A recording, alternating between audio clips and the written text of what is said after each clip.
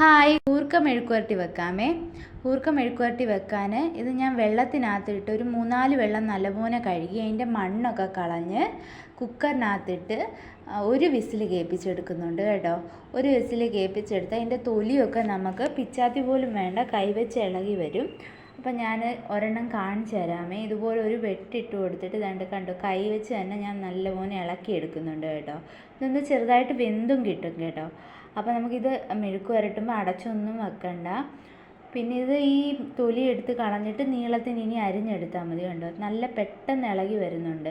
അല്ലെങ്കിൽ നമ്മൾ തലേദിവസം വെള്ളത്തിൽ ഇട്ട് ചിരണ്ടിയൊക്കെ എടുക്കുമ്പോൾ ഭയങ്കര പ്രയാസമാണ് ഇത് ചിരണ്ടി എടുക്കാം. പക്ഷെ മെഴുക്കുവരട്ടി നല്ല ടേസ്റ്റാണ് കേട്ടോ. വെളിച്ചെണ്ണ ഒഴിച്ച് കൊടുക്കുന്നുണ്ട്.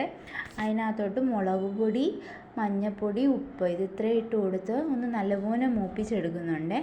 ഇതൊന്ന് നല്ല മൂത്ത് വരുമ്പോഴത്തേക്കും നീളത്തിന് അരിഞ്ഞു വെച്ച കൂർക്ക ഇതിനകത്തോട്ട് ചേർത്ത് കൊടുക്കാമേ.